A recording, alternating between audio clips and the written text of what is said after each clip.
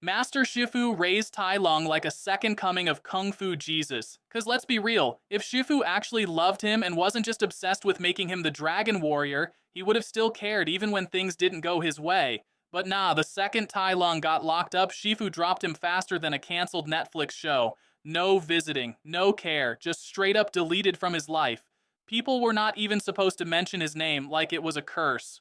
Give me a chance to explain, guys. I have solid facts about what went wrong exactly. It all started with a prophecy, Shen's prophecy. As told by the soothsayer, it was said that a warrior of black and white will defeat you. And his first thought is, bet. Time for genocide. Now here's what I believe that the movie forgot to tell us was that pandas were not the only species he went after. He wanted all the black and white species gone, and that included snow leopards as well. Tai Lung's tribe? Think about it. Shifu found Tai Lung outside of Jade Palace, abandoned. Just like Mr. Ping found Po shoved in a radish crate outside a noodle shop. Now both were raised under very different circumstances. Mr. Ping simply melts at his sight thinking, guess I have a son now. No conditions, no expectations, just love, noodles, and unsolicited business advice. Now, Tai Lung had a similar deal, except instead of a warm, supportive dad, he gets Master Shifu, aka the human embodiment of an academic parent who lives vicariously through their kid. The moment Shifu saw Tai Lung's insane talent, he locked in. This was his shot, his moment to prove himself, to make the greatest warrior ever. But before Shifu was a bad parent, he was a broken son first. See, the movies don't straight up say Shifu was abandoned, but if you look at him closely, the dude has all the classic signs of someone who grew up without a stable family. His entire personality screams, I must prove my worth or I am nothing. Sound familiar?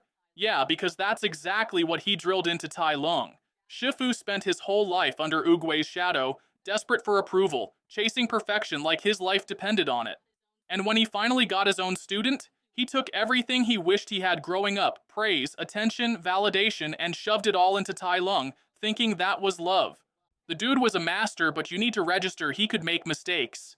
He hyped him up since birth, told him he was the one, the chosen legend, and Tai Lung, like any child, believed all the lies his father told him. 'Cause why wouldn't he?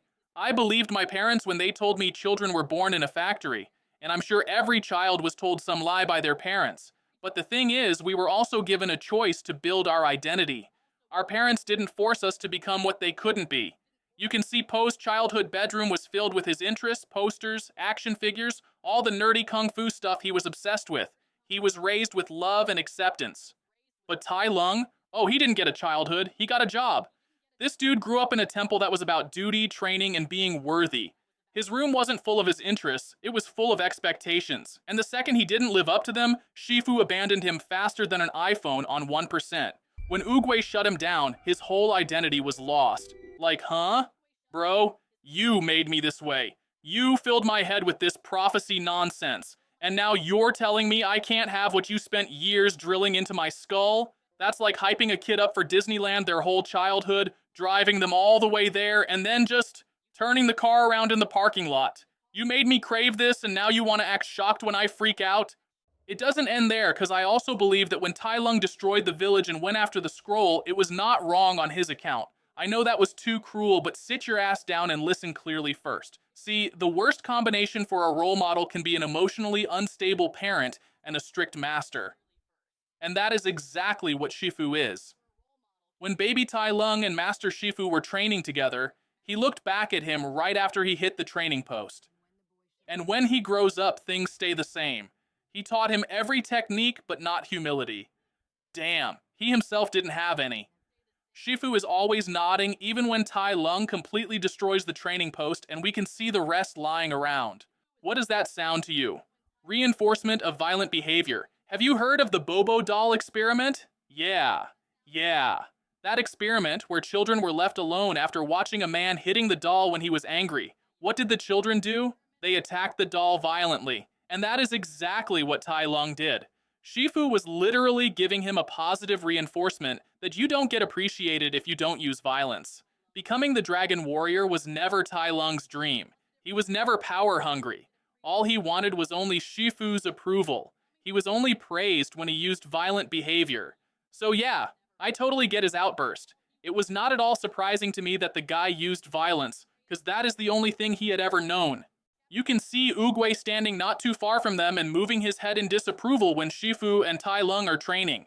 And not only that, the wise, all-knowing Master Oogway straight up gaslit Tai Lung into villainy. No debate, no discussion. Dude just sat there, all mystical and wise, and dropped one sentence that shattered Tai Lung's entire existence. He is not the Dragon Warrior. Like, bro, give a reason. Anything. Tell him, your vibes are off. Or, you didn't fill out the proper Dragon Warrior application form. Literally anything would have been better than just sitting there in dramatic silence, stroking your beard like that was supposed to mean something. How do you train a kid for years, hype him up, fill his head with dreams, and then, when it's finally his moment, hit him with the spiritual equivalent of leaving him on red? Oogway really said, "Not you, champ." And when Tai Lung naturally asked why, this dude just smiled and floated into the sky like a fraudulent fortune cookie.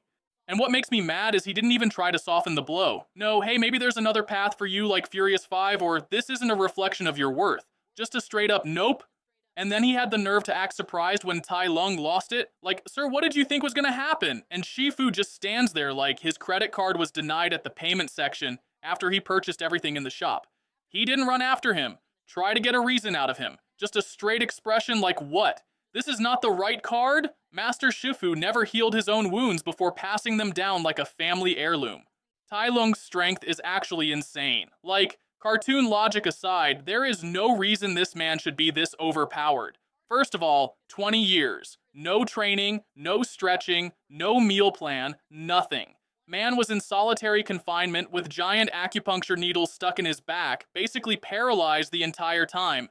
And the second he breaks out, first thing he does is breathe.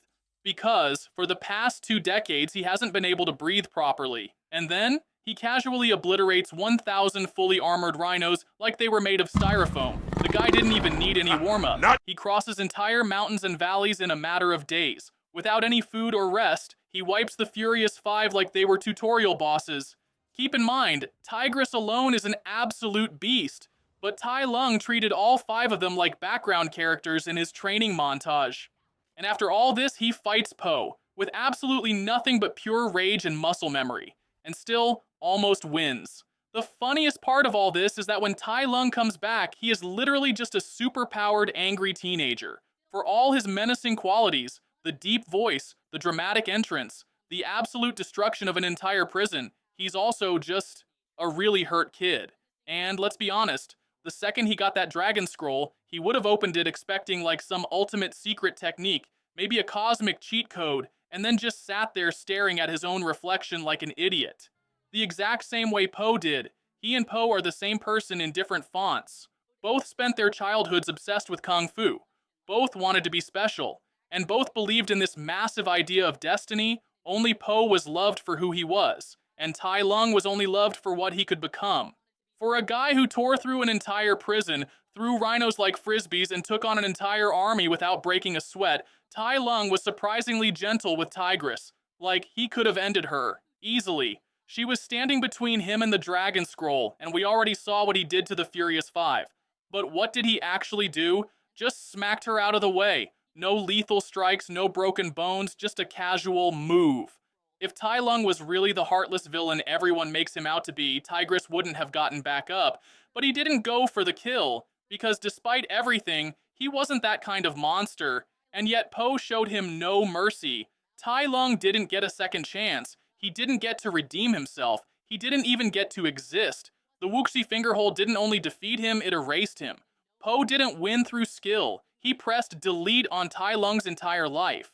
Oogway spared Shen. Shifu got to atone for his mistakes. Po got to find his real family. Tai Lung, dusted. He got no closure, no redemption arc. He was just gone.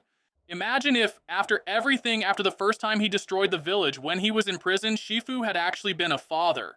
Like, instead of just throwing his hands up and ghosting Tai Lung the second things went south, what if he had, been there for him? He was a kid who was promised the world, then had it ripped away with zero explanation. The least Shifu could do there was say maybe, hey, you're still my son. You're still the best for me. What if he had visited him in the prison, build that humility, told him, "You're more than just a title," reminded him that he was still worthy, even without the Dragon Scroll.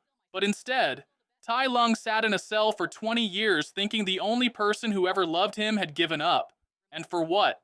A cautionary tale. Seriously, Kung Fu Panda 4 was right there. They could have brought him back, let him redeem himself, something. But nah, Tai Lung got erased from history while Po gets to live his best life. Where's the justice in that? Tai Lung's entire existence boiled down to one big, "See kids, don't let expectations ruin your life." Like, thanks, DreamWorks, but maybe instead of using him as a warning label, y'all could have given him an actual story arc. But let me know what you guys think. I'm always open to new ideas.